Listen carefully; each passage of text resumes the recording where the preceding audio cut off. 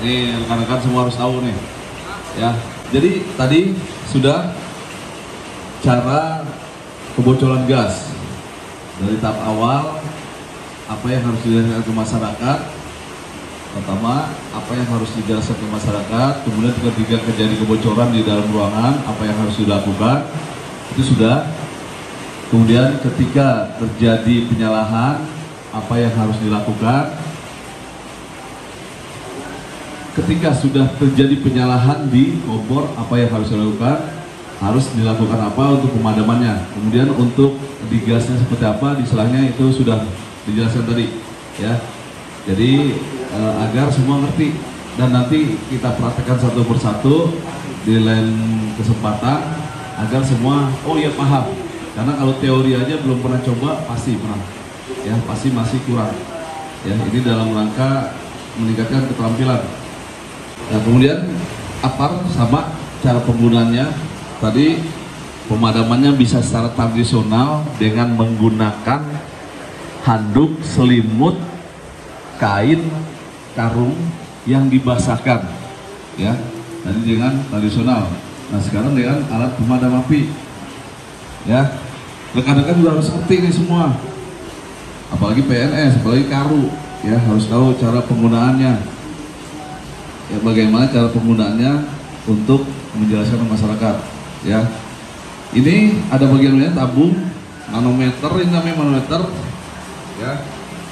Manometer ini menunjukkan ada tekanan atau tidak. Kalau tekanan ada di hijau, kalau standar di 0 berarti nggak ada tekanan. Walaupun isinya baru, kalau tekanannya ada kebocoran kosong, ini nggak bisa dipakai. Lihat dulu sini, ya cek manometernya, ya. Kemudian cara penggunaannya tadi, ini ada pen pengaman, ya, ada segelnya. Kalau masih disegel berarti belum dipakai. Kalau segelnya sudah copot, ini ada kemungkinan bisa sudah dipasang, sudah dipakai, atau terlepas. Tapi ketika sudah dipakai, ini hanya bisa dipakai sekali karena gasnya akan bocor. Bisa dipakai beberapa kali dalam waktu yang cepat, ya. Kalau dalam waktu sudah 2 jam, 3 jam, ini sudah bocor. N2-nya sudah ada, yang tidak menekan untuk menekan N2 sudah tidak bisa. Jadi walaupun isinya masih penuh, ini tidak bisa dipakai, ya. Ini harus perhatikan dulu. Ini yang ada manometernya, ya. Ini isinya powder, ada yang isinya CO, ada yang isinya foam liquid, ya. Yang harus ngerti. Kalau powder untuk keamanan A, B, C, ya. Untuk listrik, untuk apa lagi? Benda padat, untuk apa lagi? Minyak, nah, cair, ya.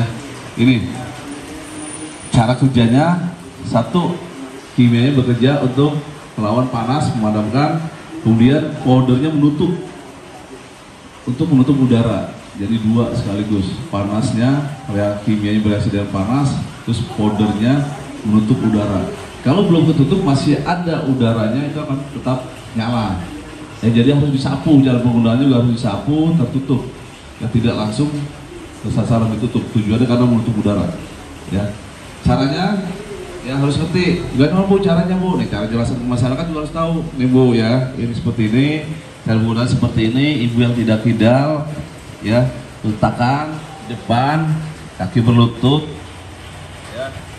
Nah, ini jangan seperti ini, jangan dekat seperti ini, karena kita takut kalau treble, nah jauh, nah sudah sejengkal. Pegang kepalanya, ya, ya. Ini masih segel, tarik pennya, pegang, ya. Harus ada power.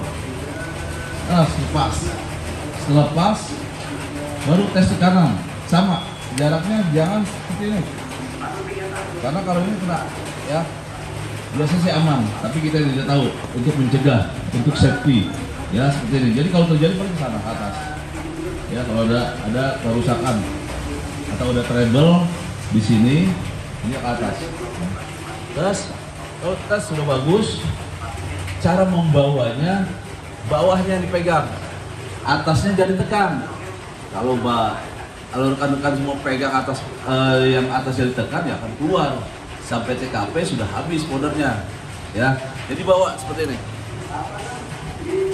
jarak 2 sampai 4 meter, ya, disapu. Dan jangan langsung tunjuk, ya, disapu karena untuk menutup udara.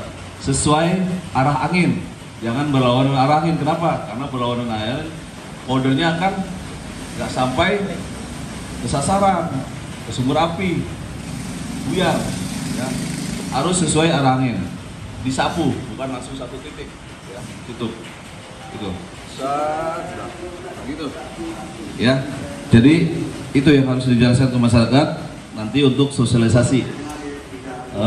Ini mungkin ada yang ditanyakan karena ini pembekalan rekan-rekan sebelum sosialisasi. Jadi rekan-rekan kita punya apa saja yang harus kita sampaikan. Selebihnya silakan pengembangan di TKP. Tapi poin-poinnya jelas, ya, yang harus di masyarakat. Apa yang harus masyarakat lakukan untuk pemadaman, penanganan kebocoran gas dan cara penggunaan APAR. Kemudian yang lebih jelas lagi nanti, yang lebih penting lagi, cara evakuasi jiwa, bagaimana penyelamatan jiwa, bagaimana cara pemadaman. Tapi ketika membesar, ketika ini Bapak Ibu nih bisa menjelaskan, Bapak-bapak sekalian bisa menjelaskan bagaimana evakuasi, ya, penyelamatan jiwa. Nah ini nanti harus dijelaskan juga. Kalau dalam penyerangan pemadaman, Bapak silakan arah keluar mana. Jadi pemadamannya dari arah pintu keluar. Ketika pembesaran masih bisa jalur penyelamatan. Ya, jangan mentang-mentang sudah ini pakai APAR langsung ke dalam. Ketahuan pembesar gagal, akhirnya akses keluar tidak ada, tertutup. Akhirnya jadi korban. Tujuan memadamkan tapi malah memadamkan diri sendiri. Ya harus tahu juga. Jadi Bapak harus belajar akses keluar dulu mana, ya, baru pemadaman. Kalau tidak berhasil, Bapak masih bisa untuk penyelamatan jiwa, terlalu penting, ya. Itu dari rekan-rekan.